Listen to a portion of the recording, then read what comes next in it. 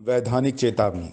अगर आप सत्य सुनने की हिम्मत नहीं रखते तो ये वीडियो आपके लिए नहीं है।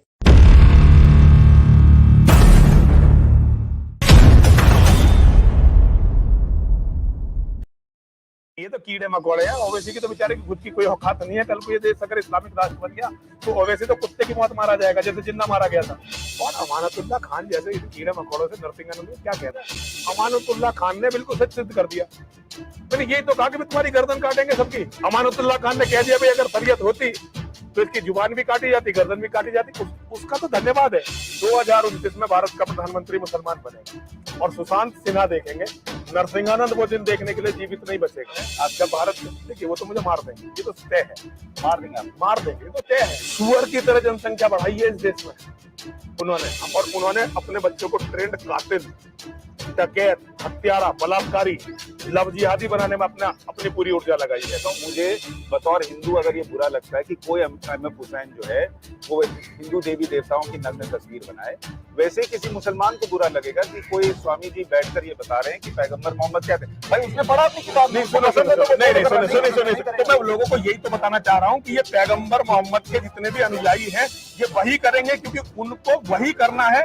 पैगंबर ने जो किया, पहले दुनिया में एक इतिहास एक देश का बताओ जहां आधिकारिक रूप से मुसलमानों की जनसंख्या 30% हो गई हो और उन्होंने अगले 50 सालों में किसी भी दूसरी कम्युनिटी को जीवित छोड़ा हो। हम इसे father of Islamic atom bomb मानते हैं अब्दुल कलाम को। आप अब्दुल कलाम को, जिनको देश इतना सम्मान देता है, आप कहेंगे वो जिहादी थे, फिर बीजेपी ने उनको क्यों सपोर्ट किया? ये तो बीजेपी से पूछे, मुझसे क्यों पूछ रहे हैं? मोदी को हिंदू समर्थक नहीं मानता मैं केवल योगी जी को मानता हूँ। क्या होगा? हिंदू मुसलमान होगा। हिंदू मुसलमान अपना इस्लाम तो छोड़ नहीं देगा। मुसलमान को पता तो चलने दो कि तुम किस गंदगी के चिपटे हुए हो। मैं इस्लाम के अत्याचारों को देख के पागल हुआ हूँ। ये जो मानसिक रोगी था तुम्हारे सामने बैठा हुआ है ना,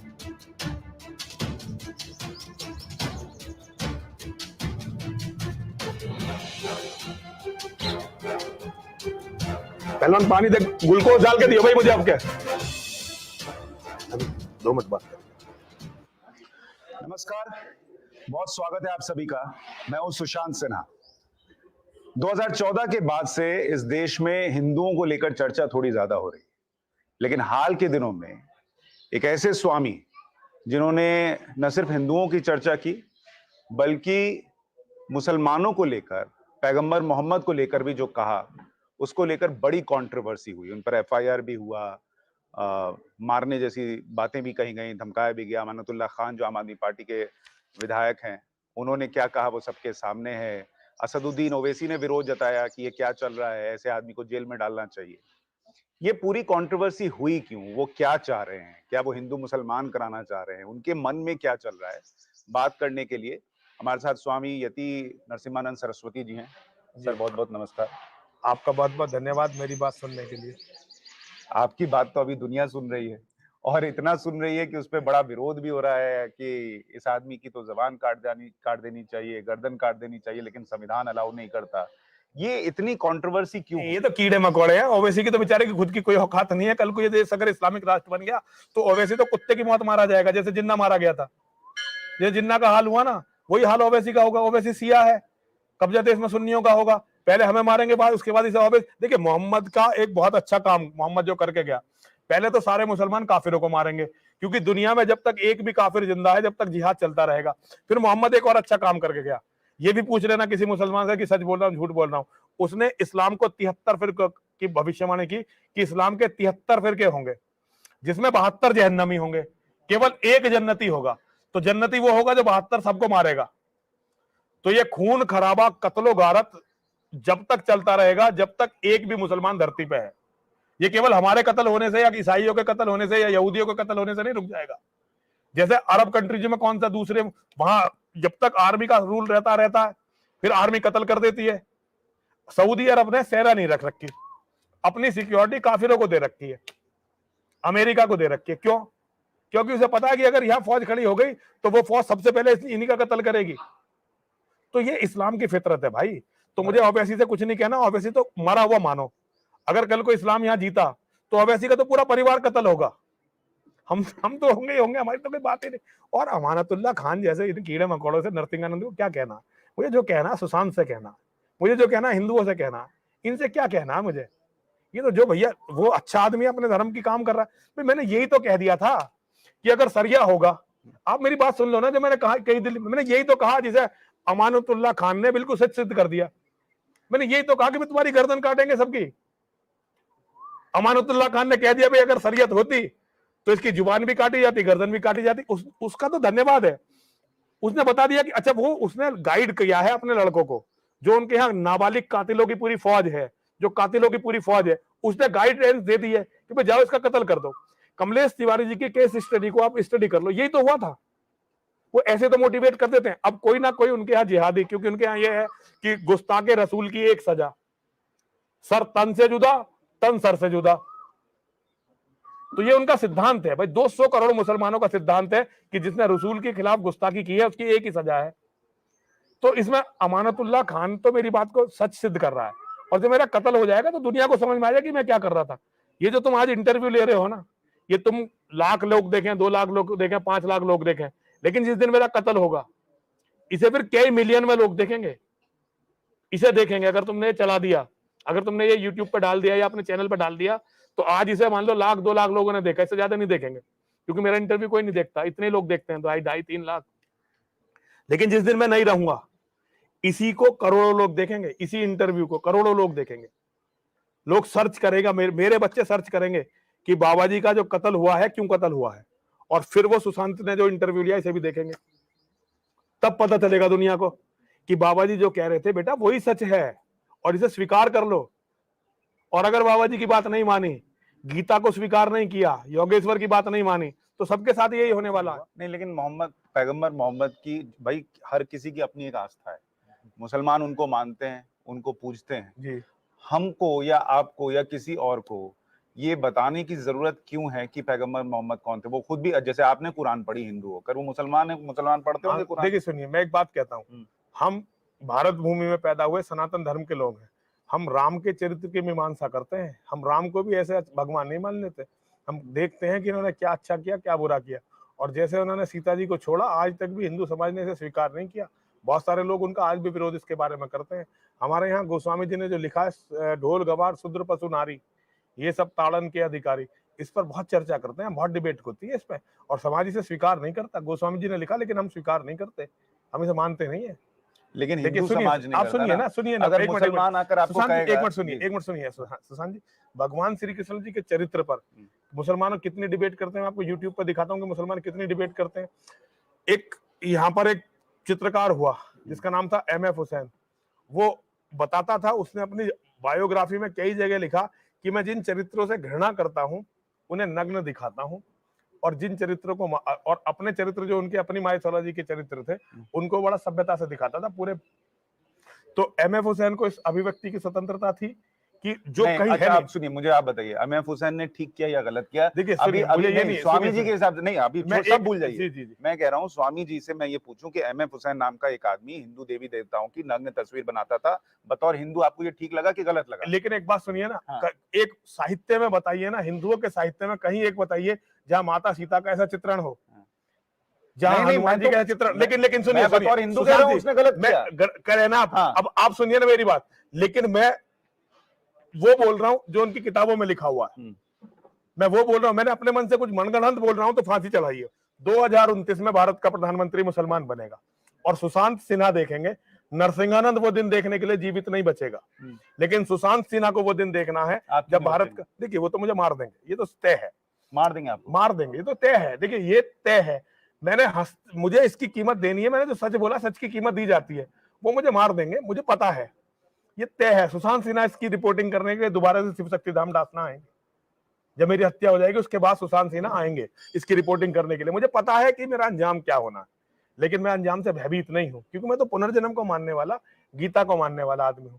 लेकिन मुझे अपने लोगों को बताना है कि 2029 में जब भारत का प्रधानमंत्री मुसलमान बन जाएगा, और उसके कारण है सुअर की तरह जनसंख्या बढ़ाई है इस देश में उन्होंने। हमने एक बच्चा पैदा करके उसे IAS, IPS, मिलिट्री ऑफिसर और सफल उद्यमी वैज्ञानिक बनाने में समय लगाया, और उन्होंने अपने बच्चों को ट्रेंड कातिल, डकैत, हत्यारा, बलात्कारी, लव जिहादी बनाने में अपनी पूरी ऊर्जा लगाई है। और ये हुआ है इस देश में। आज उनके पास नाबालिग लड़कों की ऐसी पूरी जमात है जो कहीं भी घुस के किसी का भी कत्ल कर देते हैं। हमारे डासने में उन्होंने डॉक्टर तोमर को मारा है। डॉक्टर BS तोमर हमारे शिष्य थे, साथी थे, उन्हें मारा है। मुझे भी मार नहीं पाए, किसी दिन मुझे भी मारेंगे, वो तय है, आप उसे बदल नहीं सकते। देवबंद के मौलानाओं ने मुझे फोन करके कहा कि मैंने मोहम्मद के बारे में जो कहा है बिल्कुल सच कहा है, लेकिन इसकी सजा मौत है और मैं मारा जाऊंगा। ये तय है, आप सच को स्वीकार करिए। नहीं, पर आप इस सच को बता के हासिल क्या कर रहे हैं?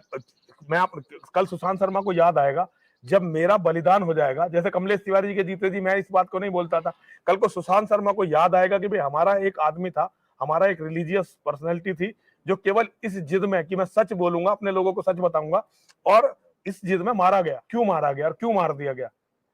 तो उसके बाद सुशांत का मन बदलेगा। मैं आपके मन के लिए काम कर रहा हूं, मुझे मुसलमानों से कोई लेना देना नहीं है। मेरा मन लेकिन मैं बदल के फिर क्या होगा? आपका मन मुसलमान इस देश में रहेंगे? नहीं, कभी नहीं रहेंगे। मुसलमान के साथ कोई नहीं, पूरी दुनिया में कोई नहीं रहेगा भाई, ये तुम्हारी गलतफहमी है। मुझे पहले दुनिया में एक इतिहास, एक देश का बताओ जहां आधिकारिक रूप से मुसलमानों की जनसंख्या 30% हो गई हो और उन्होंने अगले 50 सालों में किसी भी दूसरी कम्युनिटी को जीवित छोड़ा हो।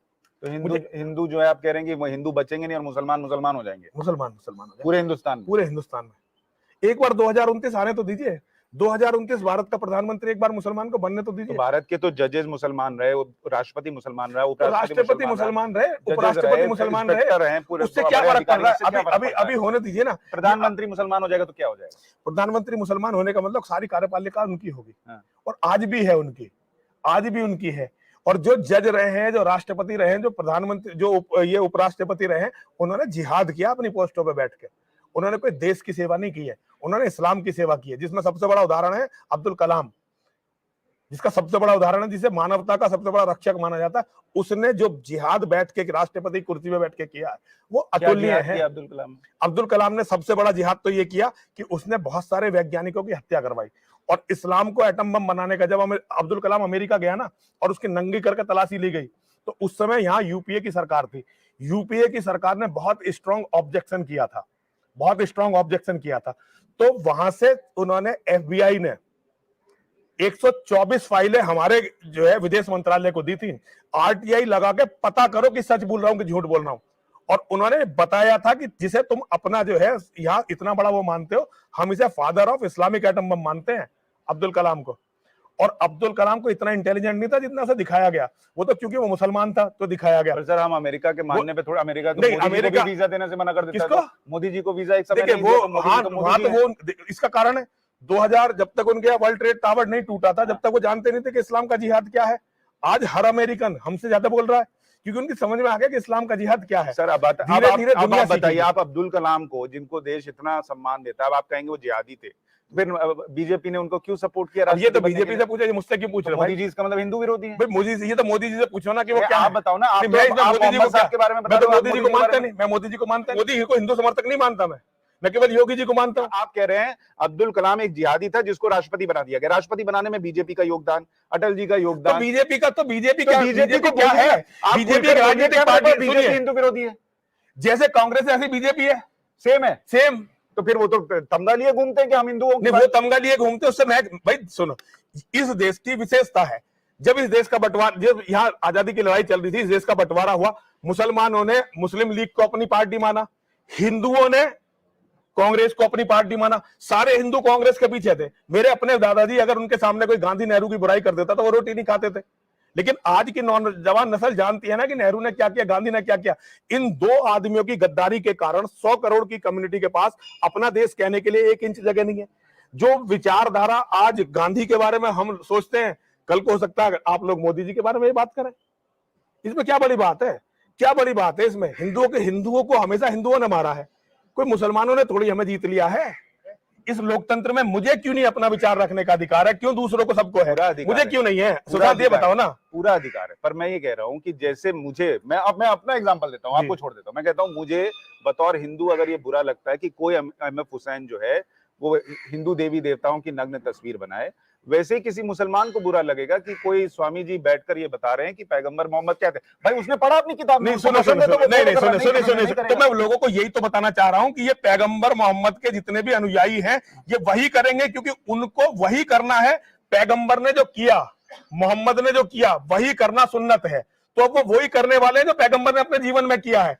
उसी से वही तो बताना चाह रहा हूं मैं पूरे दुनिया को, और केवल भारत को नहीं पूरी दुनिया को। हम लोग विश्व धर्म संसद कर रहे हैं। वो तो ये कहते हैं ना कि पैगंबर मोहम्मद ने अगर 25 साल की उम्र में एक विधवा से 40 साल की विधवा से शादी की तो उस जमाने में मैसेज दिया कि भाई विधवाओं से शादी करो। उससे पहले भी तो काम किया ना, उसके पति का कत्ल भी तो मोहम्मद ने किया ना। अब ये मेरी जानकारी में नहीं, ये मेरी जानकारी में है ना, मेरी जानकारी में है ना, मेरी जानकारी में है ना। उस अब देखिए ये असल में मुझे मना किया गया कि मैं और मोहम्मद के बारे में ना बोलूं, लेकिन अब आप बुलवा रहे हो तो मैं बता रहा हूं आपको। देखिए क्योंकि डर नहीं है। बच्चों का कत्ल करवाया मोहम्मद ने।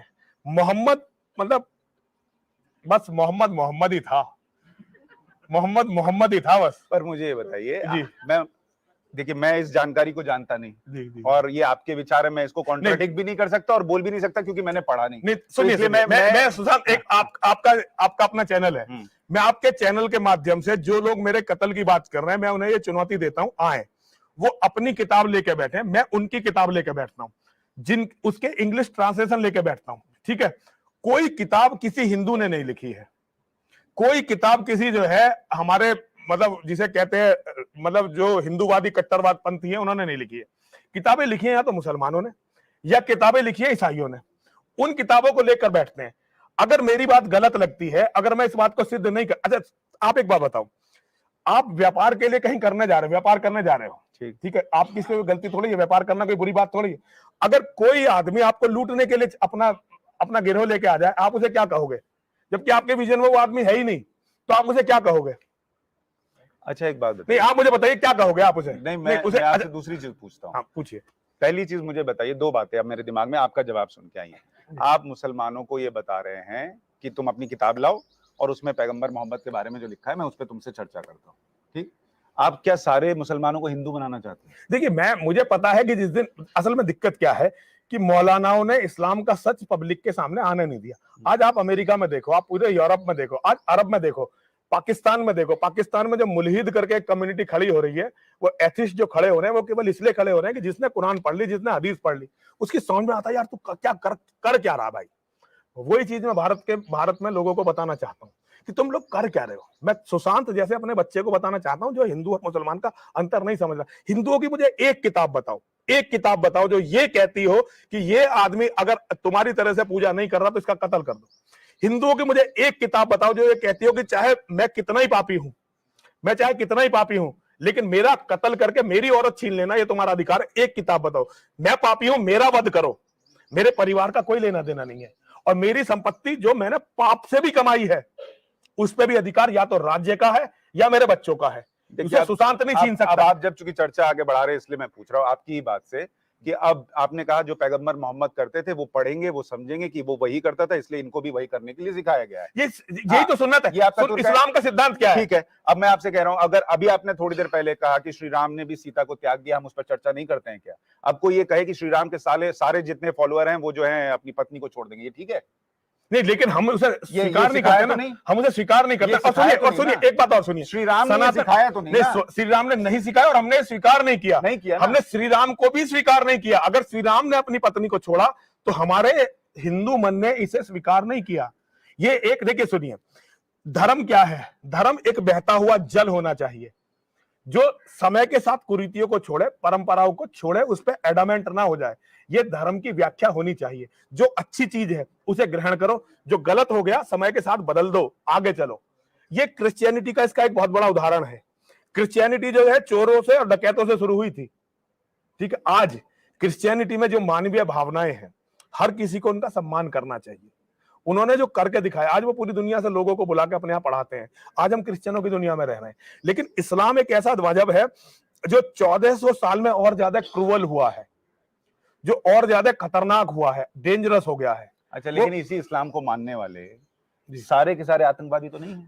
देखिए मैं ये नहीं कह रहा सारे के सारे आतंकवादी हैं, लेकिन जो मोहम्मद को मानते हैं, वो तो सब जो कुरान को मानते हैं, जो हदीसों को मानते हैं, तो वो बाई नेचर कातिल हैं, बाई नेचर डेकॉइट्स हैं, बाई नेचर रेपिस्ट हैं, और उनकी सबकी निगाहों में दूसरों की संपत्ति और दूसरों की औरतें हैं, क्योंकि कुरान ये सिखाती है भाई। और आप जब ये बोलेंगे तो लोग कहेंगे कि आप मुसलमानों से नफरत करते हैं। मैं नफरत नहीं करता, लेकिन मैं अपने लोगों को सच्चाई तो बताऊंगा। सारे लोग सुनिए, मैं मोहम्मद, देखिए सुनिए, मैं सुशांत मेरे लिए सुशांत भी ऐसे ही है जैसे एक आम हिंदू। ठीक है, आज वो मेरी विचारधारा को नहीं मानता, आज वो मेरे विचारों को नहीं मैं मानता, आपकी लेकिन सुनिए, विचारधारा से कॉन्ट्राडिक्ट नहीं कर रहा हूं, मैं उसको चैलेंज इसलिए कर रहा हूं नहीं, जो सुन रहा है उसको लेकिन समझ सुनो में ना, आए। उसकी समझ में, मैं वो बता रहा हूं आपको, लेकिन मेरा फर्ज है कि मैं सुशांत के दान पर रहा हूं। मैंने अपना पूरा जीवन हिंदुओं के दान पे काटा है, 23 साल हो गए, एक पैसा नहीं कमाया, केवल भीख मांगी है और खाया है।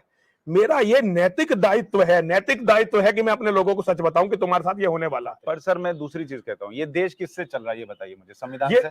ये कितने दिन संविधान से चल रहा है? जब तक मुसलमानों की जनसंख्या ज्यादा नहीं होती। जिस दिन मुसलमानों की जनसंख्या ज्यादा हो जाएगी, सरिया लागू हो जाएगा। जो अमानुल्लाह खान आता, आपने सुना वो अमानतुल्लाह खान जो है, उसने क्या कहा है कि देश में अगर सरिया होता तो इसकी गर्दन कट चुकी होती। तो जिस दिन सरिया होगा इस देश में, तो संविधान कहां रहेगा तुम्हारा? ये संविधान, ये देखिए, देश धर्मनिरपेक्ष तब तक है जब तक ये हिंदू बाहुल्य है। ये देश लोकतांत्रिक तब तक है जब तक ये हिंदू बाहुल्य है। ये देश संविधान से तब तक, हालांकि संविधान तो मुसलमानों पे काम नहीं करता। यही हमारे यहाँ थाना फूंक दिया था, ये थाना फूंक दिया था, मसूरी का थाना। यहाँ 95% मुसलमान है इस क्षेत्र में जहां बैठे हुए। हमें पता है संविधान यहाँ कितना काम करता है। पुलिस वाले गिड़ आते हैं इनके सामने, और अपराधी को यहाँ डासने के अंदर कम से कम 250 एक 47 है। एक दिन में डासना मसूरी से जो है 40 करोड़ रुपए PFI को चंदा दे दिया था इन्होंने, इकट्ठा करके मुसलमानों ने।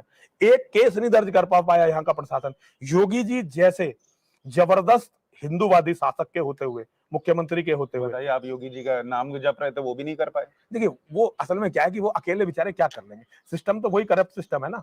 वो एक आदमी है लेकिन उसने बहुत अंतर डाल रखा। उनकी वजह से आज बहुत सारे लोग सुरक्षित हैं, योगी आदित्यनाथ जी की वजह से बहुत सारे लोग सुरक्षित हैं। लेकिन वो अकेला आदमी बेचारा कितना करेगा, वो बहुत कर रहा है। अगर, लेकिन पूरी उसकी पार्टी को उसके जैसा होने की जरूरत थी, लेकिन वो तो उसे ही रिप्लेस करना चाहते हैं। चलो खैर, वो उनका इंटरनल मैटर, मेरा इससे कोई लेना देना नहीं है। लेकिन मेरा ये, मैं उनके अत्याचारों को यहाँ बैठ के देख रहा हूँ, मैं नंगी आंखों से देख रहा हूँ। इसके लिए किसी माइक्रोस्कोप की जरूरत नहीं है। मैं यहाँ पे देख रहा हूँ कि वो क्या कर रहे हैं, और वो मैं अपने लोगों को बताना चाहता हूँ कि तुम्हारे साथ कल ये होगा। और नरसिम्हानंद जी, मैं ये कह रहा हूँ कि इस देश में बतौर पत्रकार, मैं 20 साल से पत्रकारिता कर रहा हूँ, मैंने देखा है कि मुसलमानों को ये डर दिखाकर कि हिंदू तुमको मार देंगे, बीजेपी आ गई तो ये तो तुमको कटवा देंगे, मोदी जी आए तो कत्लेआम हो जाएगा। मोदी जी आए, कितने ही मुसलमान मरे बताइए? देखिए बात ये नहीं है, तो ये उनके दिमाग में भरा गया, देखिए, और हमेशा से भरा गया। लेकिन आज जब आप ये कहेंगे कि 2029 में कोई मुसलमान प्रधानमंत्री बन गया तो संविधान नहीं बचेगा, नहीं बचेगा, की आबादी ज्यादा हो गई, इसका कारण है, काट देंगे, तो फिर ये आप भी तो वही डर बेच रहे हैं। नहीं, मैं डर नहीं बेच रहा। मुझे बेचना क्यों है? तो आप क्यों मुझे बेचना क्यों है? मुझे बेचना क्यों है? मैं कोई नेता तो हूं नहीं, मुझे तो लड़ना नहीं है, मुझे चुनाव नहीं लड़ना, मुझे तो केवल लड़ेंगे हंसते हुए, हाँ लिख के रख लो, नहीं लड़ेंगे भाई, हम केवल हंसते हुए मारे जाएंगे और केवल दुनिया को ये दिखाएंगे कि हम सच बोल रहे थे। केवल हमें केवल इतना दिखाना। अगर हमें चुनाव लड़ना होता तो हम मोहम्मद को गाली देते, इसकी सजा मौत है। मोहम्मद को सच बताते दुनिया को, इसकी सजा मौत है। ये तुम भी जानते हो, मैं भी जानता हूँ, ये सारी दुनिया जानती है, और मेरा कितनी सुरक्षा है तुम देख लो घूम के।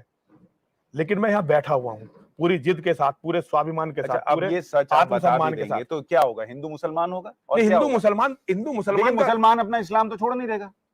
ये जरूरी नहीं है कि मुसलमान को पता तो चलने दो कि तुम किस गंदगी के चिपटे हुए हो। अगर मुसलमान को पता चल गया कि मोहम्मद ऐसा था और तू उसे फॉलो कर रहा है, तो उसके अंदर के मन में बैठा हुआ जो हिंदू है, जो सनातनी है, जो आज से 500 साल पहले, 600 साल पहले हिंदू था, उसे शर्म आएगी कि यार तेरे बाप दादा राम के पूजने वाले थे, कृष्ण के पूजने वाले थे, परशुराम के पूजने वाले थे, और तू कहां गंदगी में चिपट गया। और वो गंदगी तेरे से चिपटे कैसे? बलात्कारियों ने, गुंडों ने, डेकॉइट्स ने, और बहुत कुछ यहाँ के जातिवादी सिस्टम ने। लेकिन अब वो सब चीजें बदल रही हैं, लोगों के मन बदल रहे हैं। तो वो पाकिस्तान में लाखों लोगों ने, करोड़ों लोगों ने इस्लाम छोड़ दिया, ईरान में लोग इस्लाम छोड़ रहे हैं, अरब में यहाँ नहीं छोड़ रहे हैं। क्यों? कारण क्या है कि उन्हें सच पता ही नहीं चलने देना चाहते लोग। जब नरसिंहानंद जैसे लोग सच बोलते हैं तो इसीलिए तो वो कत्ल करते हैं, क्योंकि उन्हें पता है कि अगर नरसिंहानंद का कत्ल नहीं करा तो थोड़े दिनों में मुसलमान जान जाएंगे कि सच क्या है, और वो फिर भगेंगे। सुधार होना चाहिए भाई, सुधार क्यों नहीं होना चाहिए? हो रहा है। 3 तलाक मोदी जी ने हटा दिया। मोदी जी ने हटा, देखो पहली बात तो मोदी जी की तो मेरे सामने बात ही मत करो। देखो मतलब मोदी जी की बात मेरे सामने मत करो, वो कहीं और करना। पहले मुझे मिल रहे हैं स्वामी जी। देखो मैं मोदी जी की बात नहीं करूंगा, ना ही मैं मोदी जी पे कुछ बोलना चाहता। भाई बोल दीजिए। नहीं, मुझे कुछ नहीं बोलना। मोदी जी सुनेंगे वो कहेंगे आप पहले मिल रहे हैं जो कह रहे मेरे सामने मोदी जी की बात। भैया मोदी जी बहुत अच्छे हैं, मैं उनको बहुत प्रणाम करता हूँ। वो अपने घर ठीक रहे, मैं अपने घर ठीक हूँ। लेकिन मोदी जी ने हिंदुओं के लिए कुछ भी नहीं किया, बल्कि नुकसान किया हिंदुओं का बहुत ज्यादा। कैसे? देखो अब वो छोड़ो, वो नहीं बोलिए ना, छोड़ो क्यों? आप मोहम्मद साहब पे बोलते, मोदी जी पे नहीं बोलते। मोदी जी पे इसलिए ज्यादा डर लग रहा है, ऐसा लग रहा है। मोदी जी से डर नहीं लग रहा मुझे। हाँ। लेकिन ये है कि मैं हिंदू को बांटना नहीं चाहता इस समय। मुझे पता है हिंदू बहुत मुसीबत में आने वाला है और बांटने वाली फोर्सेस बहुत बड़ी बड़ी ऑलरेडी बटा हुआ सर, आप मुझसे पूछे, मैं नहीं आपको बता हुआ है बताता ना। देखिए मैं इस बात को आपने मैं भी कोई जानता हूं। चुनाव सुना है कि हिंदू ने एक मैं मुश्त जानता वोट हूं दे इस बात दिया? को, लेकिन मैं इस बात को जानता हूं, मैं इस बात को जानता हूं हिंदू बटा हुआ। और अगर हिंदू बटा नहीं होता तो अरब के जंगलों में हमारी औरतें जो है बिकी नहीं होती, इन जंगली लुटेरों ने हमारे मंदिर तोड़े नहीं होते। ये हिंदू के बटने के कारण हुआ है मेरे बच्चे, मैं मानता हूं इस बात को।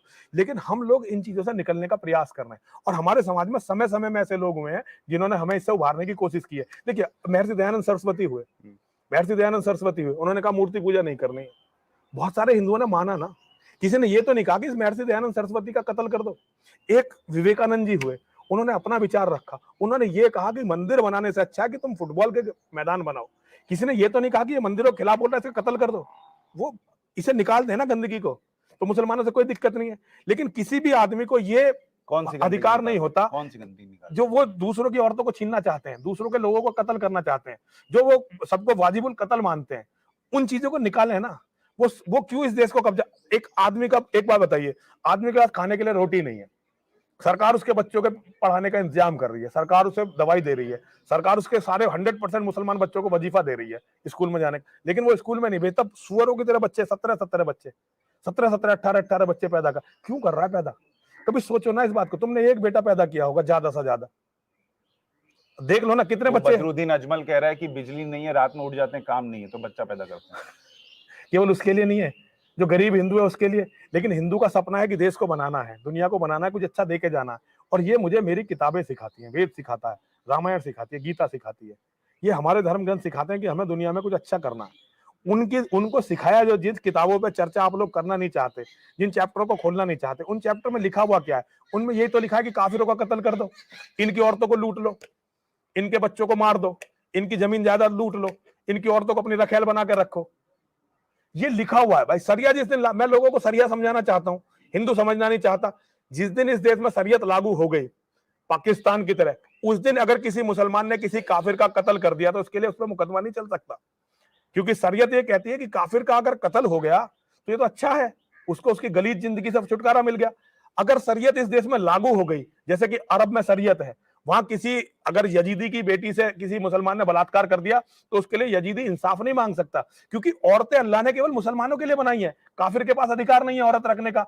अगर किसी काफिर के घर पे अगर किसी मुसलमान ने, जहां सरियत का राज है, वहां से कुछ सामान उठा लिया, जिसे मेरे उसमें लूटना कहेंगे, मेरे उसमें लूटना कहेंगे कि भाई किसी के घर पर जाके कुछ सामान छीन लाए तो इसे लूटना मेरी भाषा में कहेंगे। लेकिन वो कहते हैं उसने काफिर पे एहसान किया, क्योंकि काफिर तो पाप कमा रहा था उस सामान को रख के, क्योंकि काफिर को कुछ भी रखने का अधिकार ही नहीं है। तो ये शरीयत मैं हिंदुओं को समझाना चाहता हूं मेरे बच्चे, मैं चाहता हूं कि हिंदू इस शरीयत को समझे कि शरीयत में होने मैं मान गया कि मान लीजिए 2000 बुराइयां हैं। नहीं, मैं मान गया, मैं बतौर आपकी बात मैं समझ गया, मान लीजिए मैं हिंदू हो गया, अब मुझे क्या करना चाहिए? अब आपको करना चाहिए कि इस बुराइयों से बचने का प्रयास करना चाहिए। मैं तो वैसे भी इस्लाम कबूल नहीं कर रहा। नहीं, इस्लाम कबूल नहीं करे, लेकिन कल जब इस्लाम का राज आ जाएगा और वो आपको कत्ल करेगा, आपकी पत्नी को जो है मंडियों में बेचेगा, आपकी बेटियों को मंडी में बेचेगा, उससे बचने का रास्ता भी तो सोचो ना। क्या है रास्ता? अब रास्ता तो तुम्हें देखना पड़ेगा। मैं एक बूढ़ा आदमी क्या बताऊं रास्ता? तुम जवान लोग, मैं तो तुम्हारे भरोसे पर, जवानों के भरोसे पे मैं बोल रहा हूँ। आप 90% आबादी वाले, मुसलमानों की आबादी वाले ढासना में बैठकर और 95%, 90% तो वोट है यहाँ पे, 95% मुसलमानों की आबादी वाली जगह पे बैठकर उनको उनके पैगंबर के बारे में बता रहे हैं कि वो क्या कितने अच्छे हैं मुसलमान, है ना? इससे सिद्ध होता है कि मुसलमान कितने अच्छे हैं, नहीं, कितने ईमानदार हैं, कितने नहीं कह रहा, मैं तो कह रहा हूँ आप डेयरिंग है। नहीं, डेयरिंग नहीं, आप डेयरिंग आदमी है, आप मुझसे नहीं, आप ही बताइए अब इसका रास्ता क्या है? देखिए मुझे तो ये लगता है कि हिंदुओं को अपने परिवारों को मजबूत करना चाहिए, और एक बच्चे की जो बीमारी है ना, मानसिक रोग है एक बच्चा पैदा करना, उससे निकलना चाहिए। परिवार थोड़े अगर मजबूत होंगे तो हिंदू टिक पाएगा। हर हिंदू को कम से कम 2-3 बेटे होने चाहिए, 1-2 बेटियां होनी चाहिए। परिवार और एक हिंदू को जो है पेट के अंदर बेटी मरवाने का, बच्चा मरवाने का जो शौक है ना, इसको 100%, यही पाप हिंदू को खा गया भाई। अपने बच्चों को मरवाती है ये कौम, इतनी गलीज कौम धरती पे मैंने देखी नहीं। अपने बच्चों को मरवा देती है पेट के अंदर, डॉक्टर बहका देता है कि लड़की है, हिंदू कत्ल करवा देता है। अच्छा बताइए, आप हिंदू 3 करे, वो 17 करें, मिला के 20 हो गया, 130-140 करोड़ हम अभी है, 200 करोड़ हो जाए इसी लड़ाई में कि कहीं मुसलमान ज्यादा होकर हम पर ना चढ़ जाए, उससे पहले ही हम मर जाएंगे बिना पानी खाने के। अब बिना पानी खाने के मरने की जिम्मेदारी सारी हमारी थोड़ी है। हमारे पास तो, अच्छा सुनिए, आज भी आप एक बात समझे ना, देखो सच को नकार के क्या मिलेगा? जो सच होना है उसे नकार के क्या मिलेगा? अच्छा, मैं तो ये मानता हूँ कि मान लो मेरे लोग खत्म हो, मेरे अपनों को कातिल कत्ल कर दें, मेरी औरतों की मंडी लगा लें, इससे तो अच्छा दुनिया खत्म हो जाए। ये मेरा नरसिंहानंद का अपना वर्जन है, कैमरे के सामने बोल रहा हूँ। भारत में चर्चा नहीं हुई। यहाँ हमारे यहाँ एक लड़का आया 15 साल का, जो 17 बहन भाई हैं। कितने? 17 बहन भाई। उसके एक थप्पड़ मार दिया, चर्चा हुई। मेरी हत्या के इतने प्रयास हुए, 5000 लोगों की भीड़ इकट्ठी हुई यहाँ पे। उन्होंने कहा भी कुछ भी करके इसको मार दो, इसको मार दो, कुछ भी करके। कहीं चर्चा नहीं हुई। एक थप्पड़ की गूंज पूरी दुनिया में पहुंच गई। इस देश में कुछ ऐसा हो रहा है जो बहुत बुरा है, लेकिन उसे कोई समझना नहीं चाहता। और मुझे दुख इस बात का नहीं कि वो तो जानबूझ के कर रहे हैं, नहीं, लेकिन मेरे लोग, मेरे लड़के नहीं समझ रहे इस बात को। उसकी चर्चा हो रही है। मेरे जैसे पत्रकार ये बताते हैं कि इस कहाँ? देश नहीं बताते हैं सर कि पॉलिटिक्स के नाम पर, वोट लेने के नाम पर आप सिर्फ उनका जितना गलत है वो दबा देते हैं, और हिंदू इतना सा भी कर दे तो उसको इतना बड़ा बताते हैं। ये हम बताते हैं, लेकिन मैं ये कहता हूं कि मेरा काम भले ये हो सकता है कि उनके गलत को दिखाना, लेकिन जब हम किसी के पैगंबर पर चले जाएं, और वो देखिए एक नरसिम्हानंद सरस्वती मर जाएंगे, ठीक, आपकी बात सुन के 10 और खड़े हुए, वो 10 मर गए। कितने के वैसे भी तो मरना ही है, से क्या ये मरना ही है ना सबको। ये जैसे कल इस्लाम का राज आया तो सारे के सारे मरेंगे। अगले 30 सालों में कम से कम 50 करोड़ हिंदू कत्ल होंगे। कम से कम 50 करोड़ हिंदू, लिख के रख लो। अगर कुछ इससे बदला नहीं गया ना, अगर ये कुछ चेंज नहीं हुआ, तो अगले 30 सालों में 50 करोड़ हिंदू कम से कम कत्ल होंगे। और इतने लोग धर्म परिवर्तन करेंगे, इस्लाम में जाएंगे। तो आप इसका सोल्यूशन भी तो नहीं बता रहे। सॉल्यूशन तो देखिए, परिवार को मजबूत करो, अपने आप को बचाने के लिए तैयार करो। सॉल्यूशन तो भैया मैं क्या बताऊं। सुशांत, तुम मेरे से ज्यादा पढ़े लिखे हो, तुम मेरे से ज्यादा दुनिया देखो। वहां पे बंदूक लेके रखो। बंदूक नहीं, मैं तो हथियार लेकर रखा है। हथियार लेकर रखा। सारे हिंदू हथियार रखते हैं। हर हिंदू, क्योंकि हमारे यहाँ तो सिद्धांत है। हमारे यहाँ ऐसा कोई भगवान नहीं है। हमारे यहाँ एक भगवान है जिसके पास अस्त्र शस्त्र नहीं है। भाई अगर वो अपने पैगंबर को मानते, मैं अपने भगवान को क्यों ना मानूं। आप मेरी यहाँ माँ की पूजा करना, चलो मैं पूजा करवाता हूँ। मेरी माँ के 8 हाथ हैं। महाकाली की भारत की सबसे प्राचीन प्रतिमा, भारत की इस शिव शक्तिधाम डासना में स्थापित है। 8 हाथों में 7 हाथों में हथियार है और 1 हाथ में नरमुंड है। मेरी माँ के हाथों में, महाकाली के हाथों में। अभी मैं आपको दर्शन करवाता हूं। 1 हाथ में नरमुंड और 7 हाथों में हथियार है। तो मेरे को क्यों नहीं अधिकार होना चाहिए? मेरी माँ के पास हथियार है। पता चला नरसिंहानंद सरस्वती क्या बकवास तो कितनी कर रहा, हथियार कुछ भी नहीं, तो मुझे तो कुत्ते की मौत दौड़ा दौड़ा के मार देंगे। मैं आज केवल हथियारों के बूते पे जीवित हूं, केवल हथियारों के बूते पे। अगर मेरे पास अच्छे हथियार, मेरे बच्चों के पास अच्छे हथियार नहीं होते तो मुझे कुत्ते से भी बुरी मौत मार दिया गया होता, कुत्ते से भी बुरी मौत। और ये सारी दुनिया जानती, मुझे सरकारें नहीं बचाती, मुझे मेरे बच्चे बचाते हैं। इस क्षेत्र के जो जाट हैं, गुजर हैं, यादव हैं, त्यागी हैं, और यहाँ के वाल्मीकि हैं, यहाँ के खटीक हैं, ये लड़कों ने मुझे जीवित रख रखा है अपनी जान पे खेल के। मुझे बचाने के लिए कई बार यहाँ पे मेरे बच्चे अपनी जान पे खेले हैं। मुझे पता है ना मैं जिंदा कैसे हूं, लेकिन मेरे पास अपने बच्चों का ऋण है। मैं चाहता हूं यहाँ मेरे बच्चे भी रहें, उन्हें भी जिंदा रहने का इतना ही अधिकार है जितना किसी और धर्म के लोगों को अधिकार है। हिंदू से ये अधिकार क्यों छीनना चाहिए? एक समय सारी दुनिया हमारी थी, आज हिंदू पूरी दुनिया। मैं आधी दुनिया घूमा हुआ आदमी हूं, और मैं मतलब अब तो खैर गंवा रही हूं ना, मुझे ज्यादा समझ है, लेकिन एक समय मुझे भी पढ़ा लिखा माना जाता था। मैं इस्लाम के अत्याचारों को देख के पागल हुआ हूं। ये जो मानसिक रोगी सा व्यक्ति तुम्हारे सामने बैठा हुआ है ना,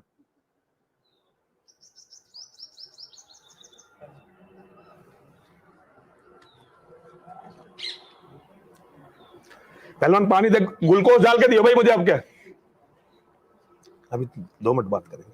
9 साल में विदेशों में रहा, और ये मेरा दुर्भाग्य रहा कि मैं इस लड़ाई में आ गया, वरना मैं कहीं आज बहुत अच्छी जगह होता, तो मेरा अपना कैरियर होता, सब कुछ ठीक होता, कोई दिक्कत नहीं। लेकिन खैर ये मैं इस चैप्टर को याद भी नहीं करना चाहता। तो मैं कभी नॉर्मली आदमी था, और मुसलमान मेरे बहुत दोस्त थे। मैंने इस्लाम को मस्जिदों से सीखा है, मदरसों से सीखा है, मैंने दूसरों से सुन के, किताबों को पढ़ के नहीं सीखा है। 2.5 साल तक मैंने, शायद ही कोई शुक्र जुम्मा हो जिस दिन मैंने खुतबा ना सुना हो, मुसलमानों का खुतबा, कि वो हमारे बारे में क्या कहते हैं। और जो मैंने उनकी मस्जिदों में सुना, जो उनके मस्जिदों में उनकी तैयारी देखी है, मदरसों में, मस्जिदों में जो तैयारी देखी है, वो मैं अपने समाज के लोगों को बता रहा हूँ। और ये मेरा दायित्व है। मैं नरसिंहानंद सरस्वती हूँ। मैं केवल इसीलिए पैदा हुआ हूँ कि मैं अपने समाज के लिए लड़ता हुआ कट जाऊं, मर जाऊं, बलिदान दूं। मैं ना राज करने के लिए पैदा हूं, ना व्यापार करने के लिए पैदा हुआ हूं। मेरा काम है ये, और मुझे परमात्मा की तरफ से काम मिला है, मैं इसी को करूंगा। इसी को करूंगा। और मैं हिंदुओं को गीता और कुरान 2 चीज समझा के जाऊंगा।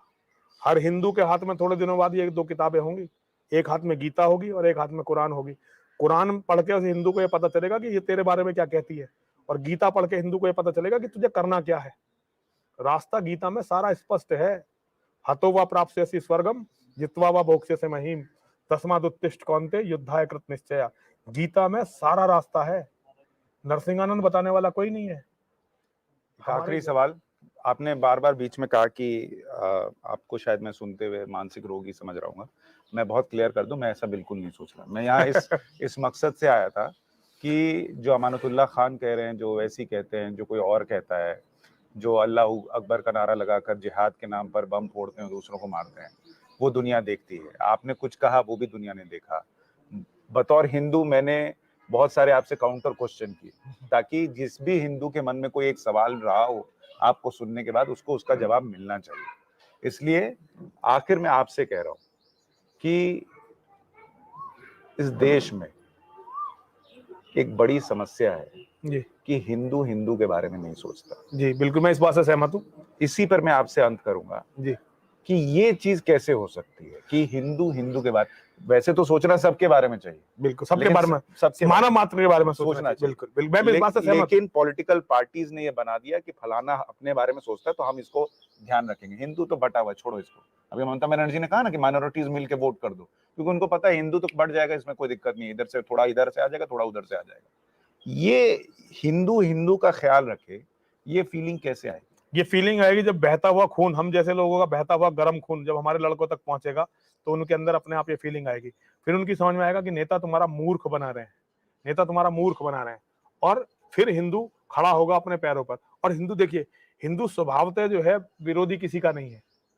मैं एक हिंदू हूं, मैं हिंदू मन को अच्छी तरह जानता हूं। हिंदू स्वभावतः किसी का विरोधी नहीं है। मैं खुद किसी का व्यक्तिगत विरोधी नहीं हूँ, किसी भी व्यक्ति का मैं तो ओवैसी और अमानतुल्लाह खान का व्यक्तिगत विरोधी नहीं हूँ। वो अपना काम कर रहे हैं, मैं उनका व्यक्तिगत, मैं बुरा भी नहीं चाहता, लेकिन मुझे अपने लोगों को बचाने के लिए बातें बोलनी पड़ती हैं। तो हिंदू को आज बलिदानों की जरूरत है। जैसे गुरु तेग बहादुर ने एक समय बलिदान दिया था। गुरु तेग बहादुर के बलिदान के बाद भारत के कोने कोने से हिंदू खड़ा हो गया था लड़ने के लिए। उसी तरह सन्यासियों को हमेशा धर्म और सत्य के लिए बलिदान देना चाहिए। आज हमारे सिस्टम में गड़बड़ है बेटा, जो जितनी गड़बड़ है सुशांत, ये हमारे सिस्टम की गड़बड़ है। हमारे सिस्टम में जो हमारे शंकराचार्य जी, जगत गुरु शंकराचार्य जी को 32 साल मिले, उन्होंने 32 साल में भारत को सारे को एक कर दिया था, कोने कोने को एक कर दिया था। आज उनके नाम पे जो पीठें बनी हुई हैं, उसमें जो लोग बैठे हुए हैं, वो खुद जातिवादी हैं, अति जातिवादी हैं। और उनका जातिवाद, उनके अपराध, उनका लालच, उनके नेताओं के सामने ना बोलना, ये सनातन धर्म को खा गया। होना ये चाहिए था कि संत को, साधु को नेताओं का गुरु होना चाहिए था।